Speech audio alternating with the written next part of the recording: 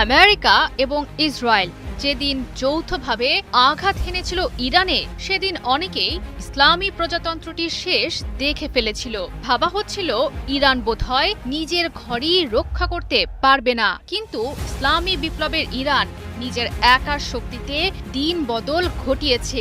একসময় ঢাল হাতে আক্রমণ ঠেকাতে যারা ব্যস্ত ছিল, তাদের হাতে এখন তলোয়ার। আইআরজিসি খোলাখুলি রক্ষণাত্মক ভূমিকা ছেড়ে বলছে আক্রমণের কথা।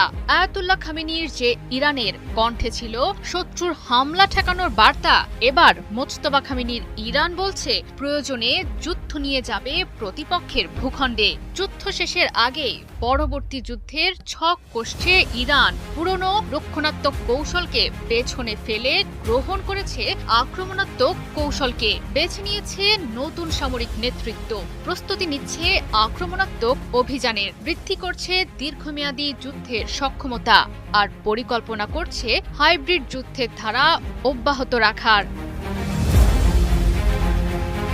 প্রতিরক্ষামূলক সামরিক মতবাদ থেকে আক্রমণাত্মক সামরিক মতবাদ কৌশল বেছে নিয়েছে তেহরান। ইরানের অভ্যন্তরের পাশাপাশি দেশটির সামরিক বাহিনীকে প্রস্তুত করা হচ্ছে ইরানের সীমান্তের বাইরে অভিযান পরিচালনা করার জন্য। গেল মঙ্গলবার ইরানের রাষ্ট্রীয় টেলিভিশনে দেয়া এক সাক্ষাৎকারে এমনটাই জানান ইসলামিক রেভলিউশনারি গার্ডস কোর আইআরজিসির সর্বোচ্চ কমান্ডারের উপদেষ্টা brigadier general Mohammad Reza Naqdi. তার ভাষ্যমতে ইরানের সামরিক কৌশলের কেন্দ্রে রয়েছে অফেন্সিভ ডেটারেন্স বা আক্রমণাত্মক প্রতিরোধ ক্ষমতা। তাছাড়া যুক্তরাষ্ট্র ও ইসরায়েলের সঙ্গে চলমান যুদ্ধ ইরানের জন্য বাস্তব মহড়া হিসেবে কাজ করেছে। ইতোমধ্যেই ইরানের প্রতিরক্ষা কাঠামোকে ঢেলে সাজানোর উদ্যোগ গ্রহণ করেছেন দেশটির সর্বোচ্চ ধর্মীয় নেতা মোজতবা খামেনি। গেল 10 আগস্ট 6 জন অভিজ্ঞ সামরিক কর্মকর্তাকে নিয়োগ দেন আইআরজিসির শীর্ষ পদগুলোতে। যে কোনো সময় আক্রমণাত্মক অভিযান পরিচালনা করার নির্দেশনা দিয়েছেন নতুন নেতৃত্বকে।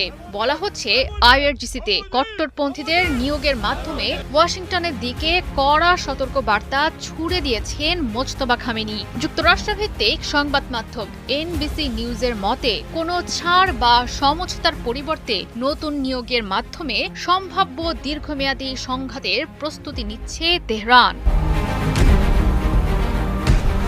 যুদ্ধে জয়ী হতে হলে যুদ্ধের ময়দানে নামার আগেই প্রতিপক্ষকে পরাজিত করতে হয়। 2500 বছর আগে দ্য আর্ট অফ ওয়ার গ্রন্থে এমন কথাই বলেছিলেন চীনা সামরিক কৌশলবিদ সান জু। তার ভাষ্যমতে যুদ্ধের আসল শক্তি শুধুমাত্র অস্ত্রের মধ্যেই সীমাবদ্ধ নয়, বরং প্রতিপক্ষকে বোঝা, যুদ্ধ নিজের শর্তে পরিচালনা করা এবং সঠিক মুহূর্তে সিদ্ধান্ত নেওয়াই বিজয়ের গুরুত্বপূর্ণ উপাদান।